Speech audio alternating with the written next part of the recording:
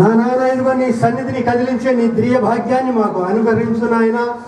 నీ ప్రేమ నీ స్వరూపి మా మీద కుమ్మరించు ప్రభా. మందిరము దేవుని యొక్క స్వరూపం, దేవుని మహిమని ప్రదేశం కనుక మరి ఈ బోయపాలెం గ్రామానికి సంబంధించి దైవజనులు తిమోతి నాయక్ గారు, అలాగే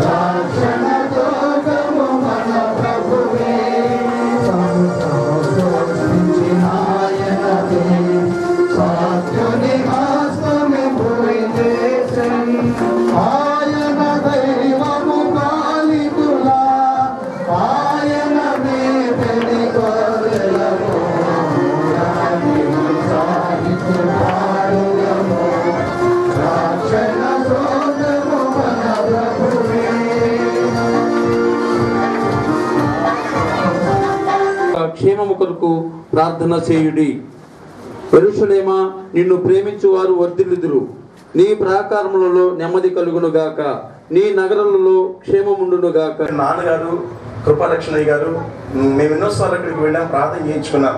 అయితే నాకు ఒక ప్రత్యేకమైనటువంటి ఆకర్షణ దైవజనుల మీద, వారి ద్వారా ఇది శంకుస్థాపన చేయించాలని.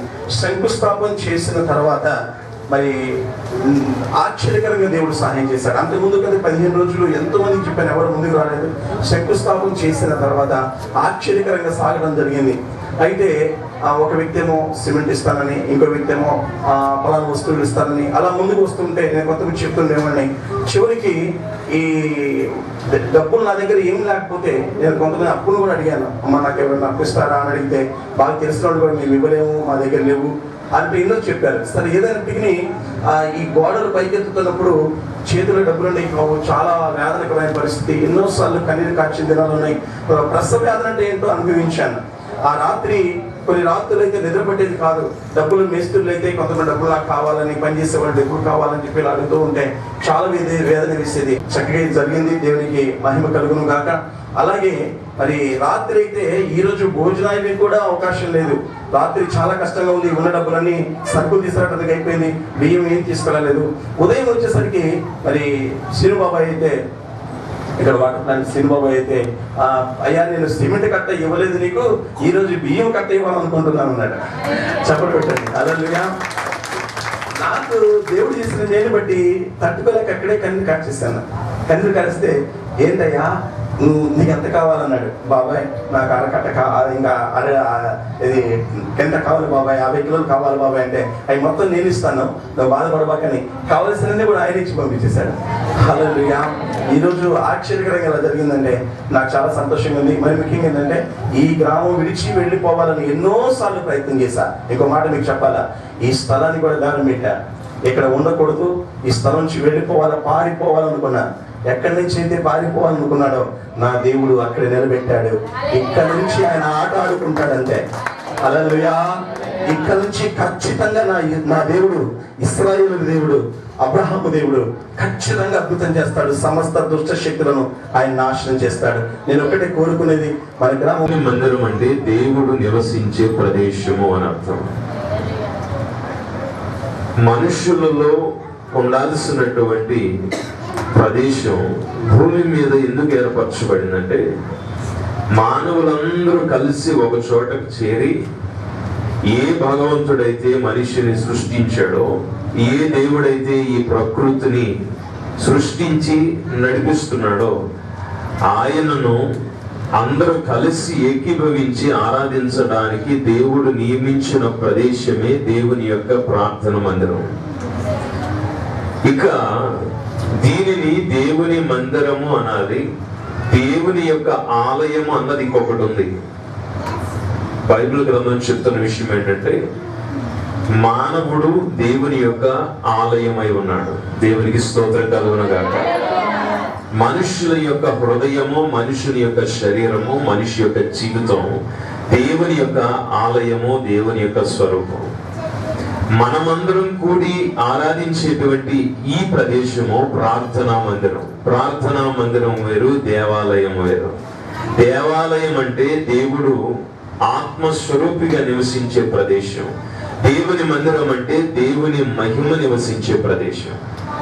ఈ మందిరంలో దేవుని మహిమ నివసిస్తుంది, ఈ మందిరంలో దేవుడే నివసిస్తాడు. చేతులకు ఒకసారి స్తోత్రం చెప్తాం. కాబట్టి మనము కట్టుకున్న దేవాలయాల ప్రతిష్టల కంటే మునుపు, దానికంటే ముందు మనిషి యొక్క హృదయము ప్రతిష్ఠించబడాలి, మానవుని యొక్క జీవితము ప్రతిష్ఠించబడాలి. ఆ తర్వాతనే ప్రార్థనా మందిరాల ప్రతిష్ట. రూపాన్ని గురించి ఒక మాటని మీకు నేను జ్ఞాపకం చేయాలి అని అనుకుంటున్నాను. ఇయోభూతం చ భవ్యం చ సర్వం యశ్చాదిదిష్టతి స్వర్యస్య చ కేవలం తస్మై జ్యేష్ఠాయ బ్రహ్మణే నమః అని చెప్పి పెద్దలు ఒక మాట చెప్పారు. ఇయోభూతం చ భవ్యం, భూత భవిష్యత్తు వర్తమాన కాలాలను ఎరిగినటువంటి వాడు.